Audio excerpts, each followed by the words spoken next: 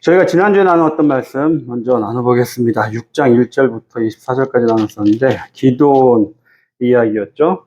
사사 기드온의 시대에는 특징이 하나 있었다고 그랬어요. 사사를 보내주시기 이전에 선지자를 보내주셨죠. 그 선지자를 먼저 보내주시고 이스라엘 백성들에게 영적인 회복이 일어나게 하셨어요.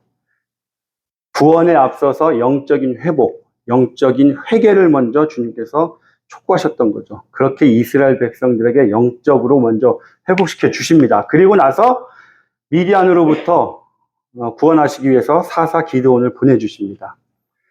그때 기드온이 하나님의 사자가 나타났을 때 얘기하죠. 여호와여, 우리를 버리셨나이까? 우리가 여호와께서 우리를 버리셨기 때문에 지금 우리가 미디안에게 이렇게 지금 우리가 핍박을 받고 있습니다. 라고 불만 불평을 얘기하죠. 그 얘기는 곧 주님이 우리가 함께 하시기에 고난이 있다고 그랬어요. 주님이 함께 하지 아니하면 그 세상, 그러니까 하나님이 함께 하지 않는 저 세상에도 고난이 있다고 그랬어요. 그러나 그 세상이 주는 고난은 우리가 죄 가운데, 사망 가운데 인도하는 고난이라고 그랬어요. 그러나 하나님께서 주시는 고난은 우리를 생명으로 이끄는, 구원으로 이끄는 고난이라고 했습니다. 그 기드온이 하나님의 사자를 만나고 여호와를 경험을 합니다. 바위에서 불이 나와서 그 희생제물을 다 태우죠. 기쁘게 제물을 받으셨어요. 그리고 나서 여호와 샬롬이라고 했습니다. 주님을 만난 자들은 그 마음 안가운데 평안함이 있어야 됩니다. 우리가 지난주에 나눴죠. 그리고 이어서 오늘 말씀이 이어집니다. 25절에 그날 밤에, 그러니까 여호와 샬롬이라고 제단을 쌓은 그날 밤에 여호와께서 기드온에게 이르십니다. 내 아버지에게 있는 스소, 곧 7년 된 둘째 스소를 끌어오고 내 아버지에게 있는 바알의 제단을 헐며 그 곁에 아세라 상을 찍어라. 여기서 보세요. 7년 된 둘째 수소. 왜 7년 된 수소여야 할까요? 7이 완전수니까. 예, 뭐 그런 의미도 있습니다. 그런데 6장 1절 보잖아요. 이스라엘 자손이 또 여호와의 목전에 악을 행하였으므로 여호와께서 7년 동안 그들을 미디안의 손에 넘겨주시니 7년 동안 지금 미디안의 손에 핍박을 받고 학대를 받고 있었던 거예요. 그 7년 동안을 사는 거예요, 이제. 7년 된 둘째 수소. 그럼 여기서 둘째 수소는 또 왜 첫째 수소가 아니라 둘째 수소를 하나님께서 가져오라고 했을까요? 희생제물로 바쳐라. 둘째 수소. 그것도 7년 된. 보세요. 첫째 수소면 그럼 7년 이상 된 거겠죠. 8살, 9살, 10살 된 소가 첫째 수소예요. 둘째 수소가 7년, 7살 된 둘째 수소란 얘기예요. 그러니까 둘째 수소, 제일 나이 많은 수소가 아니라 그 다음 나이 많은 둘째 수소, 걔가 7년이 됐는데 그 소를 갖다가 제물로 바쳐 그러는 거예요. 왜 둘째 수소를 바쳐라? 첫째 수소를 바치지. 보세요. 아브라함의 아들이 누구예요? 그 전에 이스마엘, 이삭. 그죠? 이삭의 아들은 에서, 야곱. 왕을 보세요. 왕. 사울, 다윗. 첫째 아담, 둘째 아담. 제일 먼저 보세요. 첫 것들은 다 무엇을 상징하냐? 율법을 상징해요. 둘째 온 것들은 뭐예요? 복음이에요. 율법이 와서 우리를 죄를 깨닫게 해주는 거예요. 내가 죄인이구나. 율법을 주신 이유는 우리를 죄로 인도하는 초등교사라고 그랬잖아요. 그래서 율법을 통해서 우리가 복음을 알아라. 그래서 첫째 것들은 다 율법을 상징하기 때문에 둘째 수소, 복음, 그 수소를 가져다가 희생제물로 드려라 라고 하는 거예요. 그렇다면 저와 여러분은 이미 복음을 받은 자들이잖아요. 그죠? 먼저 복음을 받은 자들은 지금 둘째 수소처럼 번제물, 희생제물이 되어야 된다는 거예요. 그래야지 여러분 옆에 있는 분들이 다 살아난다는 거예요. 내가 죽어야, 내가 희생제물이 되어야 예수를 안 믿는 우리 주변에 있는 가족들, 친구들, 이웃들이 살아난다는 거예요. 우리를 통해서. 그래서 저와 여러분이 먼저 희생제물이 번제로 드려져야 된다는 얘기예요. 창세기 보세요. 창세기 8장. 노아가 물이 다 빠지고 내려왔잖아요. 물이 다 빠지고 나왔어요. 그리고 배에서 내립니다. 그리고 하나님께 제사를 지내요. 근데 그때 드렸던 희생 제물이 정결한 짐승들이에요. 정결한 짐승들, 부정한 짐승들이 다 같이 들어갔어요. 노아의 방주에. 그런데 물이 다 빠지고 심판을 받고 내려왔더니 희생 제물로 드려진 존재가 정결한 짐승이더라. 정결한 짐승이 희생 제물로 드려짐을 통해서 부정한 짐승들을 살리더라는 거예요. 하나님께서 그 향기를 기쁘게 받으시더라. 저와 여러분의 삶을 통해서 주님께 기쁘게 드려지는 향기가 되길 소망합니다. 우리의 삶을 드려지길 소망합니다. 우리 삶 자체가 하나님께 드려지는 향기로운 향기가 되길 소망합니다. 네. 그 헐며 그 겉에 아세라상을 찍고 또 이 산성 꼭대기에 내 하나님 여호와를 위하여 규례대로 한 제단을 쌓아라. 그리고 둘째 수소를 잡아 내가 찍은 아세라 나무로 번제를 드릴지니라 하시니라. 제단을 쌓는데 규례대로 쌓아요. 규례대로. 제단을 규례대로 쌓는다는 건 어떤 의미냐면 출애굽기 20장은요 10계명을 주신 말씀입니다. 20장. 10계명 20장에 보면 출애굽기 20장에 보면 제단을 쌓는데 두 가지 방법이 있어요. 하나는 토단, 흙으로 쌓는 거예요.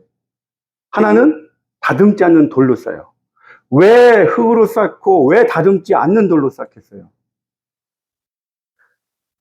그냥 흙은 그냥 흙이에요. 그 흙으로 쌓던지 그냥 돌, 자연에 있는 돌을 가지고 쌓아라. 그 얘기는 뭐냐면 돌을 쌓을 때 막 정을 쪼개요. 아름답게 쪼개요. 아름다운 모양으로 제단을 쌓아요. 그럼 사람들이 제사 지내러 제단에 와요. 그 모습을 봅니다.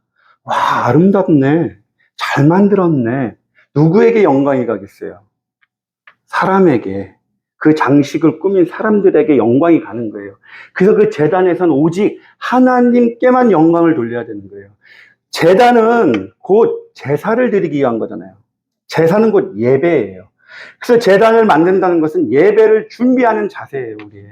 그 첫 번째는 오직 주님께만 영광 올려드려라. 사람에게 영광 올리지 마라. 눈에 보이는 이 장식물에 영광 돌리지 마라. 오직 주님. 이 시간은 오직 주님만 포커스하고 주님께만 영광 올려드려라. 그래서 다듬지 않은 돌, 그리고 흙으로 제단을 쌓아라. 그리고 24절에 보니까 내 이름을 기념하게 하는 모든 곳. 기념하다라는 단어가 기억하다라는 거예요. 여호와 하나님의 이름을 기억하는 모든 곳에서는 주님이 복을 주시겠대요. 그 자리에 임해 주시겠대요. 지금 우리에게는 그 이름이 누구예요? 예수. 예수님의 이름을 기억하고 와라. 너희가 예배 자리에 올 때 다른 거 기억하지 마. 세상 생각하지 마. 오직 예수의 이름만 기억하고 예수의 이름을 가지고 이 자리에 와. 그러면 그 자리에는 내가 복을 줄게. 내가 너희에게 임해서 복을 줄게.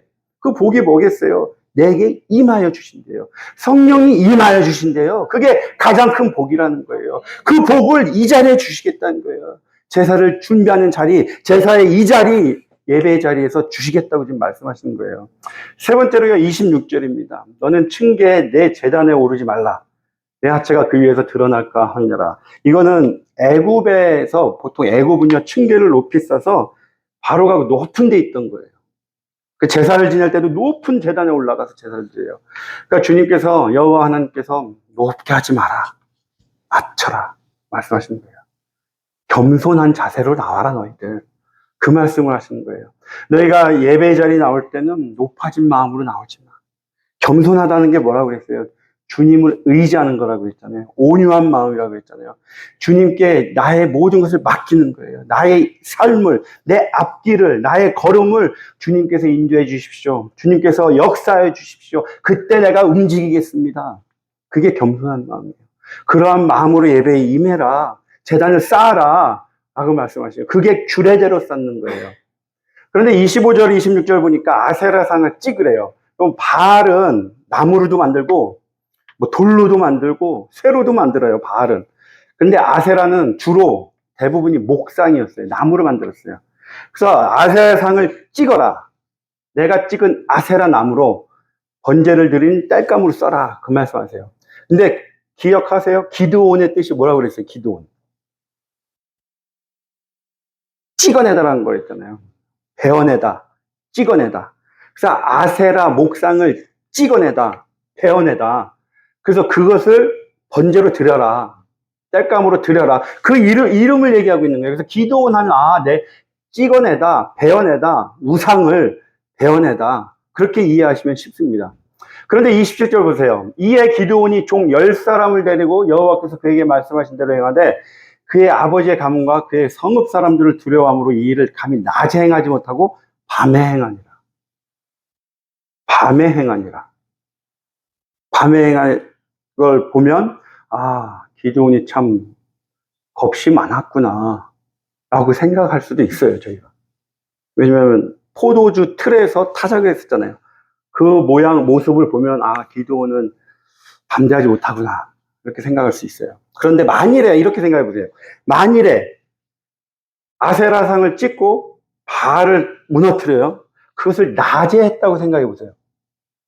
낮에 했다면 아세라상을 찍어낼 수 있었을까요? 낮에 했으면 못해요. 낮에 했으면 동네 사람들, 아버지의 가문 사람들 다 와서 말려요. 그 자리에서 맞아 죽어요. 지혜 있게 한 거예요. 아주 지혜 있게. 주님의 일을 할 때는요, 저희가 지혜롭게 해야 돼요. 지혜롭게. 누가 아파요. 안 믿는 사람이 아파요. 가가지고 너 죄 때문에 그래. 너 귀신 들려서 그래. 그러면 그게 지혜롭게 하는 게 아니죠. 네. 복음을 전할 때도 안 믿는 자들에게 우리가 접근을 할 때도 지혜롭게 해야 돼요. 가끔 뉴스 보면 그런 거 있잖아요. 절에 가가지고 불 지르고 막 크리스천들 그런 마음 있죠. 저 우상들 보면 불 지르고 싶고 저희 118번전 지날 때마다 절 하나 있잖아요. 그거 볼 때마다 저도 저거 망해야 된다 그런 마음 있잖아요. 저 우상들. 그런데 우리는 세상과 더불어 살잖아요. 법을 지켜야 되잖아요. 지혜롭게 해야 되잖아요. 지혜롭게 하시기 바랍니다. 그냥 뜨거울 때 뜨겁더라도 지혜롭지 않으면 오히려 그게 해가 되더라는 거예요.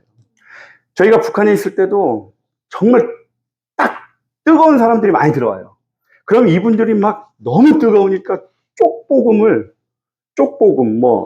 데일리브레드 이런 거를요, 장마당에 가서 화장실에 탁 놓고 나와요, 몰래. 놓고 나왔다가 자기는 막 너무 좋은 거야. 나 큰일 했어. 근데 바로 잡혀가요.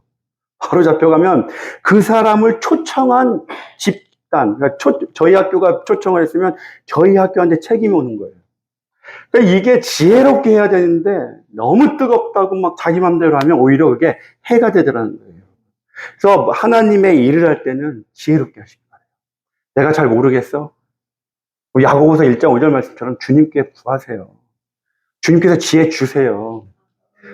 네, 잠언 9장 10절 말씀처럼 여호와를 경외하는 것이 지혜의 근본입니다. 주님께 엎드리고 주님께 구하면 주님께서 길을 다 열어주시고 지혜를 주시더라는 거예요. 27절 보세요. 두려워했어요. 그 아버지의 가문과 성읍 사람들을 두려워했어요. 그런데 중요한 건 뭐냐? 기드온이 했다는 거예요. 여러분, 생각을 해보세요. 포도주 틀에서 타작하던 그 무서워하던 사람이 여호와 하나님이 나타나셔서 너 이렇게 해. 가서 바알 다 무너뜨리고 아세라 다 찍어. 그 집안은 그 아버지의 가문, 그 아버지의 집 안에 그 바알과 아세라 목상이 있던 거예요. 그리고 그 동네 사람들은 그 집으로 와서 제사를 드린 거예요. 그러면 기드온 집안의 가문이 어떻게 했다는 거예요? 엄청난 바알을 섬기던 집안이라는 얘기예요. 그런데 그것을 지금 찍어. 주님, 저 이거 하면 죽어요, 저. 그런데 중요한 건 순종을 했다는 거예요, 여러분. 순종을 했다는 게 중요한 거죠. 보세요. 믿음으로 순종할 때 믿음의 깊이가 더 깊어져요. 두려워요. 나 이거 하면 큰일 나는데? 그런데도 행하더라. 믿음으로 순종하더라. 우리의 믿음이 더욱더 깊어지고 높아지고 커지기 원하면 순종하세요. 왜? 순종할 때 내 자아가 죽어요. 그렇잖아요. 하나님께서 이거 해 하는데 못해요. 그건 대적하는 거예요. 내 자아가 살아있으면 대적이 돼요. 근데 주님 말씀이 있을 때 내가 네 하고 내 자아가 죽고 내 생각이 죽고 내 자의식이 완전히 죽은 상태에서 네 하잖아요. 순종하잖아요. 그럼 내가 죽는 거예요. 내가 죽고 내가 죽음으로 인해서 나의 믿음은 더 커지고 깊어지더라는 거예요. 그래서 믿음, 여러분 주님께서 주시는 믿음을 간구하면요. 순종하세요. 말씀에 순종하시고요. 여러분들에게 허용하신 권세자들에게 순종하시기 바랍니다. 그 순종할 때 여러분 자아가 죽어요. 그게 여러분들에겐 큰 축복이더라는 거예요. 그러시길 바랍니다. 그 성읍 사람들이 아침에 일찍 일어나 본죠. 바알의 제단이 파괴되었으며. 보세요. 아침에 일찍 일어났어요. 보통 뭐 이단이 더 열심이다 뭐 이런 말 하잖아요. 이 사람들이 아침에 일찍 일어나서 집에서 아침 준비하고 이게 아니에요. 일어나자마자 바알과 아세라상에게 간 거예요. 가서 보니까 쓰러져 있는 거예요. 우리는 어떻습니까, 여러분? 하루에 눈 딱 뜨면 주님 감사합니다로 시작하세요? 아멘. 네, 아침에 여러분 눈 딱 뜨시면요. 먼저 주님께 감사합니다. 기도로 시작하시기 바랍니다. 눈 딱 뜨고 뭐 먹을까? 눈 딱 뜨고 오늘 할 일. 그거부터 생각하시지 마시고 눈 딱 뜨면 주님 감사합니다. 오늘도 동행하여 주시옵소서. 주님 드러나게 하여 주시옵소서. 어렵나요?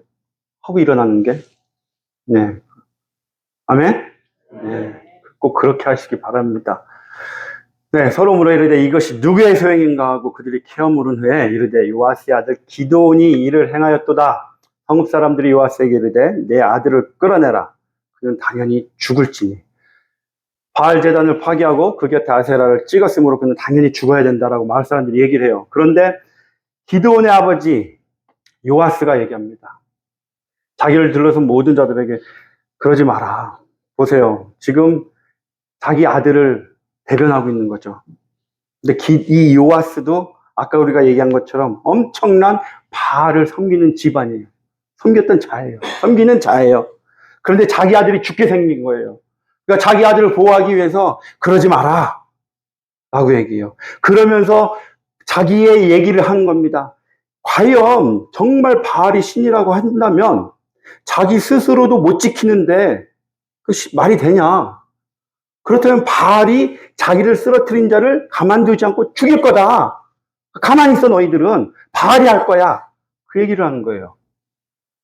그런데 요아스를 보세요. 요아스가 처음에 자기 아들을 옹호했다가 결국에는 자기의 고백이 진실을 얘기한 거예요.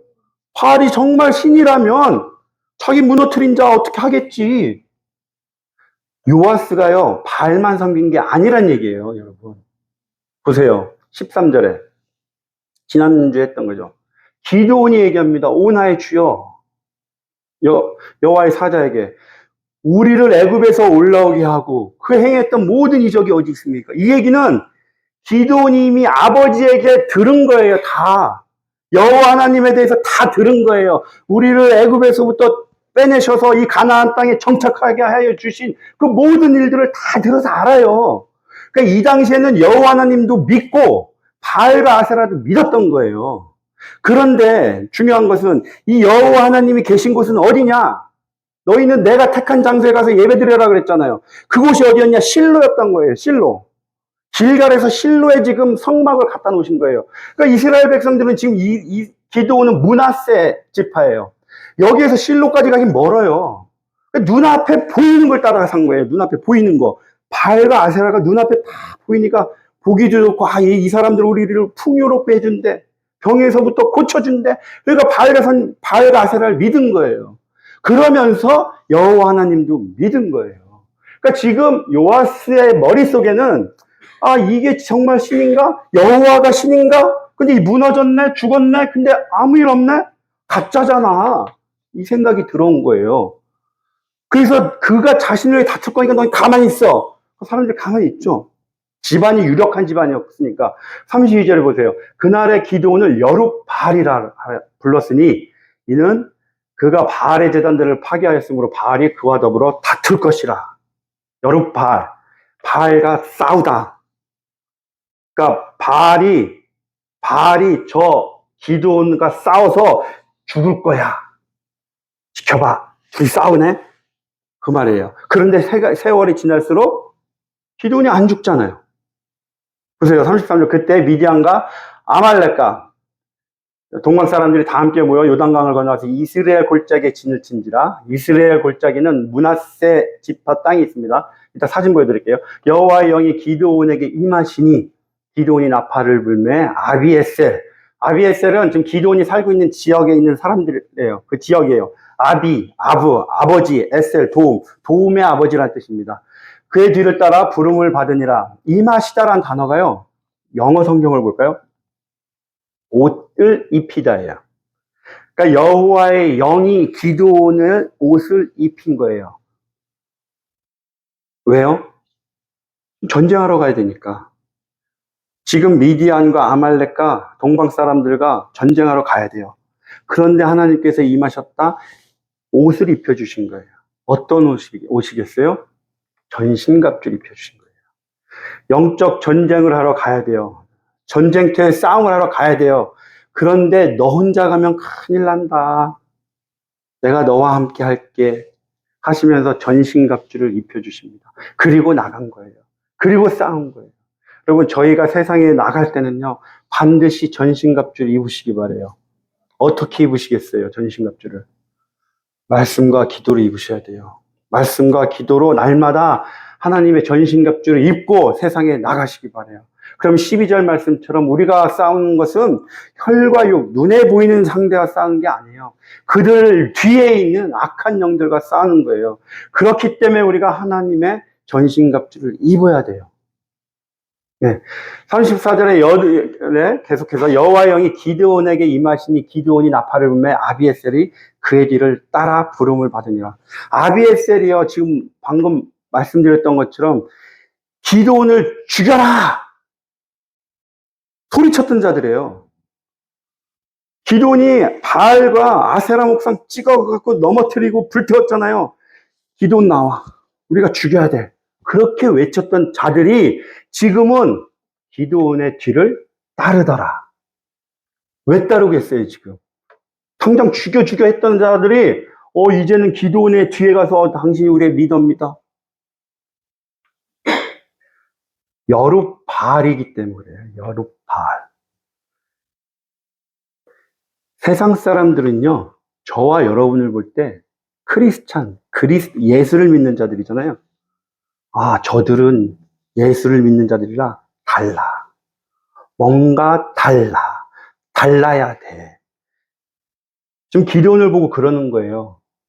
여룻바알? 저 사람 바알과 지금 싸우네? 바알과 싸우는데 안 죽네? 와, 바알을 이겼네? 저 사람 예수 진짜 잘 믿는 사람이구나. 저 사람 삶을 봐. 세상과 싸우는데도 끄떡없네. 그 얘기하는 거예요. 아비에셀 사람들이 본 거예요. 봤는데 기드온을 보니까 멀쩡해. 그의 삶을 보니까 더 멀쩡해. 과거에 무서워서 하던 사람이 더 담대해져가지고 사람들을 이끄는 리더가 돼 있는 거예요. 와, 여호와가 대단하구나. 저 사람 대단하구나. 그거를 보는 거예요. 세상 사람들은 저와 여러분을요, 자기들과 똑같이 보지 않아요. 나 예수 믿습니다 하면 그때부터 여러분들은 세상 사람을 다르게 봐요. 저 사람은 좀 달라야 돼. 그러한 삶을 사시길 바랍니다. 여룻바알의 삶을 사시기 바래요. 세상의 악한 영들과 싸워나가는 그런 자들이 되시길 소망합니다. 세상 사람들이 저 사람은 정말 달라. 정말 예수 믿어. 그러한 모습으로 사시길 소망합니다. 35절에 볼게요. 므낫세 지파니까 므낫세 사람들에게 다 보냈어요. 그리고 아셀과 스불론과 납달리에 보냅니다. 지도를 보면 여기에요. 아셀, 스불론, 납달리. 그리고 므낫세 여기죠. 여기 부분이 지금 이스라엘 골짜기예요. 여기서 지금 전쟁을 하는 거예요. 그러니까 지금 이 지역까지 다 부른 겁니다. 근데 이 아셀 같은 경우에는 드보라가 우리 가나안 왕 야빈하고 전쟁을 해야 되니까 아셀 너희도 좀 내려와 그랬어요. 근데 아셀은 그때 전쟁에 참여 안 합니다. 안 내려왔어요. 그런데 이번에 기드온이 내려와라 했을 때 다 같이 내려옵니다. 그래서 전쟁을 준비를 해요. 36절 기드온이 하나님께 여쭈되 주께서 이미 말씀하신 같이 내 손으로 이스라엘을 구원하시려거든 보소서 내가 양털 한 뭉치를 타작마당에 두리니 만일 이슬이 양털에만 있고 무슨 말이냐면 타작마당 이렇게 있어요. 그리고 그 한가운데 양털이 있습니다. 그리고 처음에 얘기합니다. 주님 이 양털만 적셔주세요. 그리고 이 타작마당은 마르게 해주세요. 이슬이 내려서 그렇게 해달라고 얘기를 합니다. 그런데 타작마당, 여러분 이 타작마당은 알곡과 쭉정이를 분리하는 데죠. 그러니까 심판의 장소예요. 심판의 장소. 그 심판의 장소 한가운데 지금 세상을 얘기하면 돼요. 그 한가운데 양털 한 뭉치가 있어요. 양털, 양은 이스라엘을 상징하죠. 의미하죠. 근데 이슬이 내립니다. 이슬이 의미하는 건 뭘까요? 잠언 보니까 왕의 노함은 사자의 부르짖음 같고 왕의 은혜는 풀 위에 이슬 같으니라. 이슬은 하나님의 은혜를 상징하고 있어요. 또 신명기서를 보니까 내 교훈은 비처럼 내리고 내 말은 이슬처럼 맺히나니 하나님의 말씀은 이슬에 지금 비유하고 있어요. 그러니까 이슬은 곧 하나님의 말씀이고 하나님의 은혜예요. 그 하나님의 은혜가 이 양털에만 임하게 해주세요. 처음에. 두 번째는 양털은 놔두고 주변 땅은 타작마당이죠.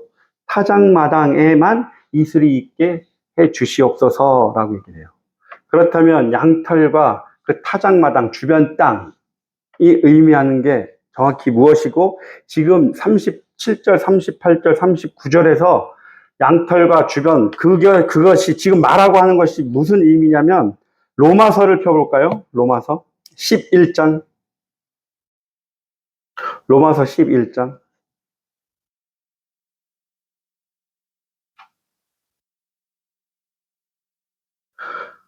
로마서 11장 7절부터 제가 읽겠습니다.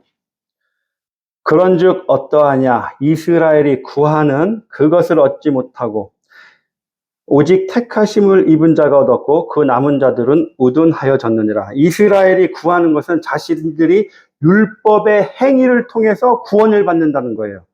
그것을 이스라엘이 구했던 거예요. 그것을 얻지 못하고 오직 택하심을 입은 자가 얻었고 그 남은 자들은 우둔하여졌느니라. 8절 기록된 바 하나님이 오늘까지 그들에게 혼미한 심령과 그들은 이스라엘이죠. 보지 못할 눈과 듣지 못할 귀를 주셨다 함과 같으니라. 11절 볼게요. 그러므로 내가 말하노니 그들이 넘어지기까지 실족하였느냐? 그럴 수 없느니라. 넘어지긴 했지만 실족은 하지 않았다는 거예요. 하나님으로부터 완전히 떨어지진 않았다는 거예요. 이스라엘 백성들이 그들이 넘어짐으로 구원이 이방인에게 이르러 이스라엘로 시기나게 함이니라. 이스라엘이 넘어짐을 통해서 이방인들에게 복음이 갔다라는 거예요. 그들의 넘어짐이 이스라엘의 넘어짐이 세상의 풍성함이 되며 이스라엘의 실패가 이방인의 풍성함이 되거든 하물며 이스라엘의 충만함이리요. 이스라엘이 지금 넘어짐으로 세상이 풍성하게 됐어요. 이스라엘이 실패함으로 이방인이 풍성하게 됐어요. 근데 이스라엘이 충만하게 되면 이 세상은 어떠하겠느냐? 더 충만해지지 않겠느냐? 그 말씀을 하고 있는 거예요. 그러니까 이스라엘이 지금 잠깐 넘어짐으로 인해서 그 은혜가 이방인, 우리에게 왔다는 거예요. 그런데 이스라엘은 완전히 실족하지 않았다. 그냥 넘어져 있는 거야. 그 말씀을 하고 17절 볼게요. 17절. 또한 가지 얼마가 꺾이었는데 이스라엘입니다. 이게 가지 얼마가 꺾였어요. 꺾인 가지 이스라엘 백성이요. 돌감람나무인 내가 우리죠. 돌감람나무인 이방인들 내가 그들 중에 접붙임이 되어 참 감람나무 뿌리의 진액을 함께 받은 자가 되었음죠. 그러니까 저희가 돌감람나무인데 참 감람나무에 접붙임이 된 거예요. 그 가지들을 향하여 그 가지는 꺾어진 가지 곧 이스라엘이에요. 18절 그 가지들 이스라엘 백성들을 향하여 꺾인 가지들을 향하여 자랑하지 마라. 이방인들아 너희들 자랑하지 마. 자랑할지라도 네가 뿌리를 보존하는 것이 아니오 뿌리가 너를 보존하는 것이니라. 그러면 내 말이 가지들이 꺾인 것은 구원에서 떨어진 이스라엘 얘기한 거예요. 나로 젖붙임을 받게 하려 하리니 옳도다. 그들은 믿지 아니함으로 꺾이고 너는 믿음으로 섰느니라. 이스라엘은 믿지 아니함으로 꺾였고 저와 여러분들은 믿음으로 젖붙임이 된 거예요. 높은 마음을 품지 말고 도리어 두려워하라. 하나님이 원 가지들도 아끼지 아니하셨음도 너도 아끼지 아니하시리라. 그러므로 하나님의 인자하심과 준엄하심을 보라. 넘어지는 자들에게는 준엄하심이 있고 너희가 만일 하나님의 인자하심에 머물러 있으면 그 인자가 너희에게 있으리라. 그렇지 아니면 너도 찍히는 바 되리라. 그들도 믿지 아니하는데 머무르지 아니하면 젖붙임을 받으리니 이는 그들을 젖붙이실 능력이 하나님께 있음이라. 24절 내가 원 돌 감람나무에서 찍힘을 받고 본성을 거슬러 좋은 감람나무의 젖붙임을 받았으니 원 가지인 이 사람들이야 얼마나 더 자기 감람나무의 젖붙임을 받으랴. 얼마나 더 쉽게 참 감람나무의 젖붙임을 받겠느냐라고 얘기하는 거예요. 무슨 말씀이냐? 결론은 이스라엘이 지금 잠깐 꺾여서 떨어져 있지만 하나님께서 그들을 완전히 버리지 않으셨다는 거예요. 그들을 반드시 회복시키셔서 참 감람나무의 젖붙임을 하시겠다는 거예요. 지금 오늘 말씀이 그 말씀인 거예요. 보세요. 로마서 1장 16절을 지금 오늘 말씀 36절부터 쭉 정리된 겁니다. 내가 복음을 부끄러워하지 아니하노니 이 복음은 모든 믿는 자에게 구원을 주시는 하나님의 능력이 됩니다. 먼저는 유대인에게요. 양털이죠. 그리고 헬라인에게로다. 나중에 타작마당이 이슬에 적게 되죠. 그러니까 먼저 유대인에게 복음이 가고 그 다음에 헬라인, 타작마당, 이방인에게 가더라 라고 지금 말씀하고 있는 겁니다.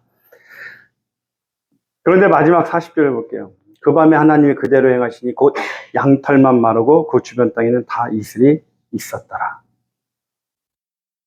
지금 저희의 심령이 양털만 마르고 심령이 마른 것 같은 자들이 있으면, 분들이 계시면 걱정하지 마시기 바랍니다. 하나님께서 택하신 백성은 방금 우리가 로마서 11장 읽은 것처럼 반드시 회복을 시켜 주신다고 말씀하셨어요. 지금 내가 어려움 가운데 있고 내 영적인 상태가 굉장히 드라이하고 말라 있다 하더라도 걱정하지 마세요. 그냥 붙들고만 계세요. 주님 붙들고 버티세요. 주님 말씀 앞에 엎드리고 버티세요. 그러면 주님께서 반드시 여러분에게 이슬을 내려주세요. 회복시켜 주세요. 분명히 약속을 하셨잖아요. 너희에게 이슬을 내려서 젖게 해주신다고 말씀해 주셨어요. 여러분, 그 회복이 일어납니다. 그 믿음을 가지시고 사시길 주님의 이름으로 축원드리겠습니다. 예, 기도드리시겠습니다. 아버지 감사합니다.